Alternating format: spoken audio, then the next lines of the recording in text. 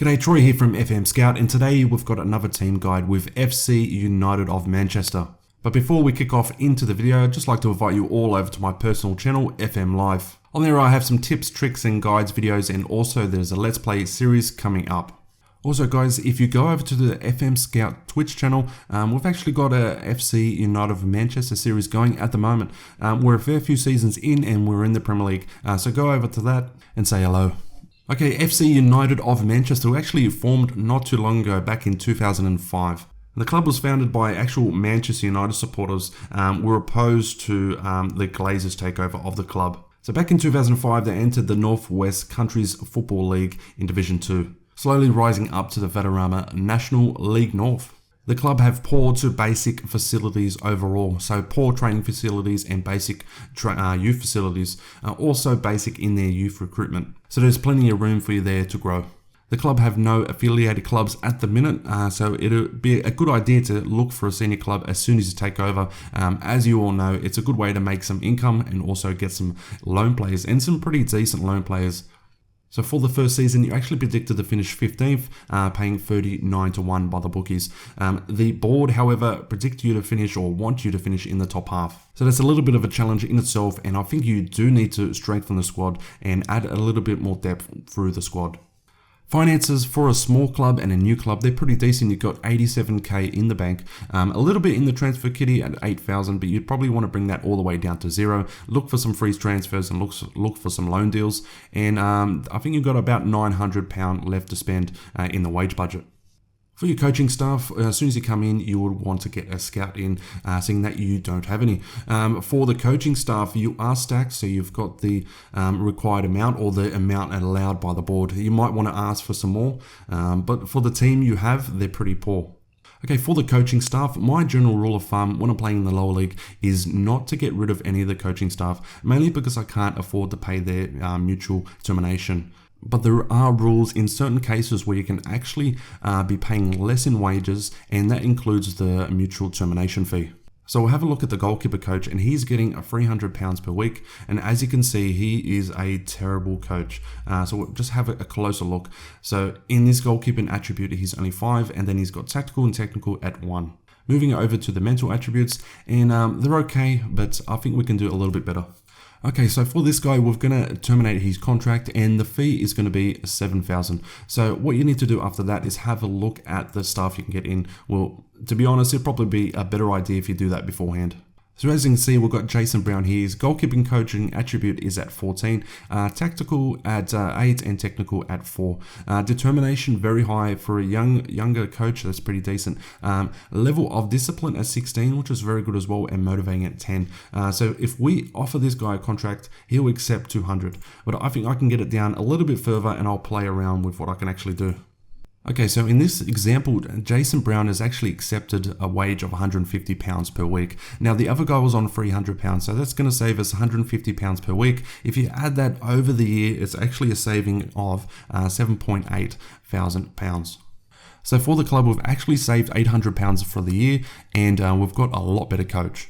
Okay, for the scouts and who to get in, what I do recommend is not looking at adaptability for this lower level, because you can only really scout in England, and that's probably the case for the next couple of years. So just have your filter looking for judging player potential and ability, and go from there. A lot of these guys will come up our regions actually when I loaded the game, so they won't be in yours. But there's one guy that you probably should get in any other lower league, save you do, is this guy, Patrick Anderson. He's a phenomenal scout for this level, and I'm pretty sure he doesn't want too much in wages. So judging player potential at 15, ability at 12, and his adaptability at 14. And he's got some good, decent knowledge of England, so it's about 50%, and then he's got all over Scandinavia as well. Okay, one of the areas that you will need to improve when you come to the club is the depth within the squad itself. So when we have a look at the squad depth page, we can see that the centre defender roles, you've only really got 2 players that can play in that position. As you know, well, most people play with 2 centre defenders, and I know I do. Some people even play with 3 of them.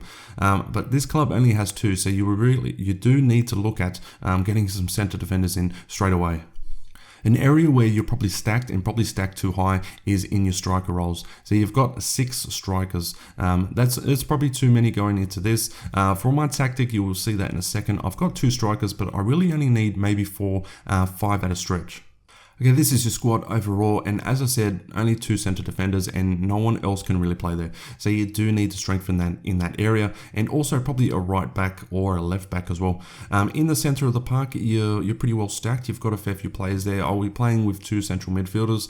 On the wings as well, you might need to get a little bit more depth in. The squad itself is pretty small, so if we have a look how many players, we've got only 19 players, and then normally you're going to have, go into a season with about 25. So you need to hit that scouting market early, get a lot of trials in, see who can cut the mustard, and then sign them. Okay, let's have a look at some key players. So the first guy we're going to look at is Jason Gilchrist. So he's going to be my star striker, well, hopefully. He's an advanced forward, and he's got some decent attributes for areas that I look for. So in finishing, composure, and off the ball. For this level, all at 13 is pretty decent. His pace is not very good, but his other physical attributes are okay. 12 in stamina at 12 in strength. Well, you don't normally get that with an advanced forward at this level.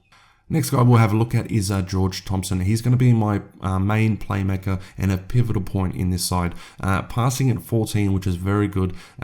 First touch at 12, technique at 11. He's got vision.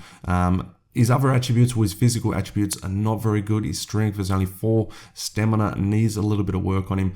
But other than that, he's pretty good. He's got some decent player traits as well. Dictates the tempo, which I like. I like to arrive late in opposition area.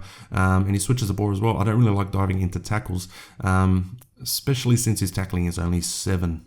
Okay, the last guy we'll look at is Chris Chandler, and he's pretty decent. The thing I like about this guy is he's versatile. He can play fullback or left back, he can play in the center, and he can also play on the wing.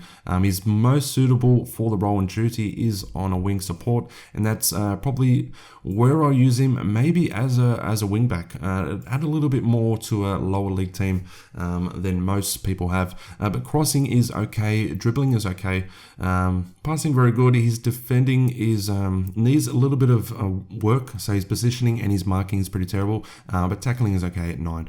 Decent pace on the kidder as well. Okay, and this is the tactic, and it's the pretty standard 4-4-2. You've got the flat 4 at the back, the flat 4 in the middle, and then the 2 strikers up top. What I do have, it's a little bit more attacking on this left-hand side, and I've got Sheridan. I've put him there on purpose so he can defend when these guys are pushing forward. So as we've seen, that's Chandler. He's the guy that can play in the middle and also on the wing. He's more attacking minded, so I thought we'll put him on attack, and we might concentrate on that side as well. You probably have to have a look in game to see if that's going to kind of work or if you're going to get caught out. The team instructions, I've left them pretty standard and I haven't changed much. What I have done, I've changed it to counter-attacking, and the team shape I want fluid. The only instruction I've put on is I want to hit the early cross. We've got 2 strikers there up top, and I want to hit the guys on the head. Okay, so for lower league management, what I normally do is give them very limited team instructions, but I'll have a look at the players individually and then mold their game to what I want to play going forward. So for Ashworth himself, his passing is pretty terrible, so what I'll do is just edit that. I won't be mixed. I want to do shorter passing. If I leave that on mixed or go a little bit higher, he's going to boot the ball up the field. We're going to lose possession a lot of the times. Lower league management is not always all about possession, but I do want to recycle a little bit better. So if I put him on shorter passing, hopefully he's going to reach Thompson a lot more, which he's the guy on the field that I want the ball to get to as much as possible. Okay, in the player market, I've only had a look at a couple of players, but I'll just show you this guy, Jones. So he is that center defender that I think you need. Good tackling, good marking, good heading, good positioning. He's got some decent attributes. He is getting old. What is he? He's 35, excuse me, 34. And he's obviously his pace is going to go down even further, but good mental attributes. He's a leader of the team, good work rate as well. Very good pickup for this level.